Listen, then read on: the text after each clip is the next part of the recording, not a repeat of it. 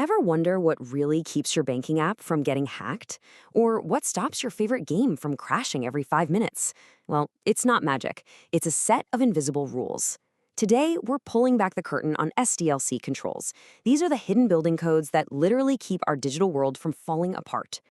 But, before we get to the solution, let's talk about the problem. Because we have all lived through some serious tech nightmares. Those digital dangers that are way more than just a little annoyance. You know the feeling, right? You're about to pay for something, or you're lost and you really need your map app, and poof, it just dies. It's so frustrating. It's like a moment of pure digital betrayal. We've all been there. Now that app crash, that wasn't just bad luck. It actually points to a much, much deeper issue, a crack in the very foundation of how that software was built. See, these aren't just random glitches. They're symptoms that the whole development process might be broken. Okay, so if the problem is a busted building process, what's the fix? Well, you need a solid blueprint. It's all about building better, safer, more reliable software right from the very beginning, with some strong project management watching over the whole thing. Just think about it for a second. Would you ever trust a house that was built without any plans? With no codes for the plumbing or the electrical wiring? No way! The exact same logic applies to all the software we depend on every single day. And that's exactly what we call these blueprints and building codes in the software world.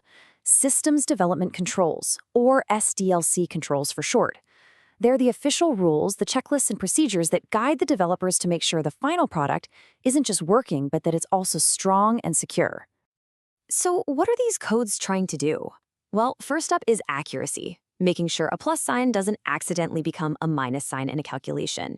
Then you've got security and authorization, which is all about keeping the bad guys out and making sure only the right people have the keys.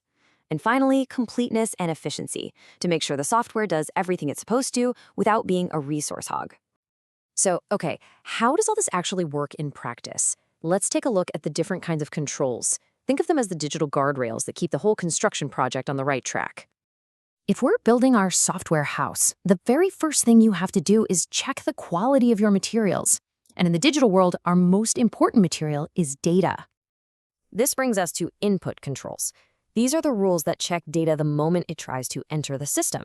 You've seen this a million times, like when a web form only lets you type numbers into the phone number field, or when it blocks you from entering weird symbols. That's an input control, basically acting like a bouncer, rejecting any bad materials right at the front door. All right, once we know we have good, clean materials, we have to make sure the actual construction work, the part where we process that data, is done correctly. This is where the internal machinery of the software really gets put to the test. And here we have a couple of different checks. Processing controls are kind of like a foreman on a construction site, constantly double-checking calculations to make sure everything adds up perfectly. Then you have output controls, which make sure the finished product, say a financial report, is not only accurate, but is also delivered securely and only to the people who are actually allowed to see it. The house is built, the work is done, but it's not safe yet. Now it's time to install the locks on the doors and the windows.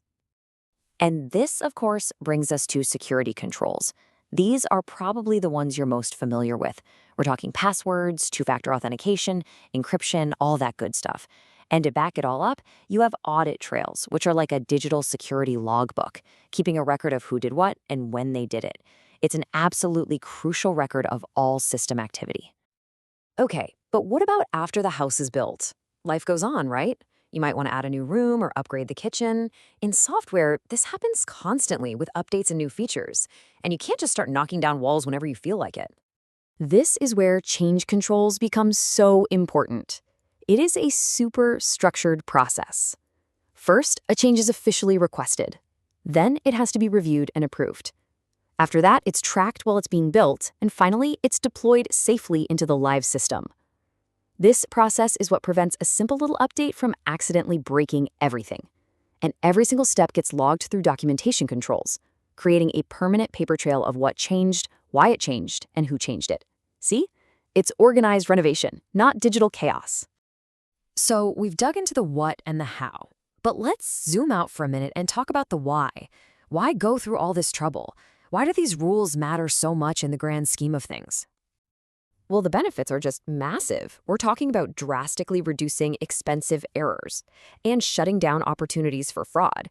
It's about making sure companies are following the law. But for us, the users, it means the systems we rely on are dependable, that their integrity is protected, and that they can be safely updated and improved for years to come. This quote really just sums it all up perfectly. On one side, you have a structured, reliable system that was built with care, and on the other side, you have digital chaos. Without these rules, our digital lives would be a messy, unpredictable, and insecure nightmare. These controls are the glue holding it all together. And that all leads us to our final and maybe our most important point.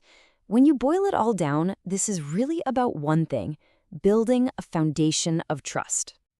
Just think about it. Every time you buy something online, or you check your bank account, or you trust an app with your personal photos, you are placing your faith in these controls, whether you realize it or not. They are the invisible foundation that makes it possible for us to confidently live and work in the digital world.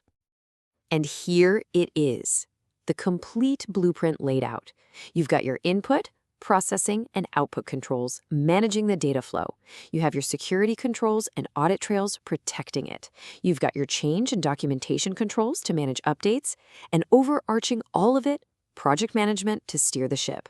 Every single one of these is a vital brick in that foundation of trust. So the next time your app just works smoothly and flawlessly, maybe take a second to appreciate all the invisible rules that made that happen. And that leaves us with one final big question. In a world that is increasingly built on code, who do you think should be responsible for writing the next set of rules? It's a question that is absolutely going to shape the future of all of our digital lives.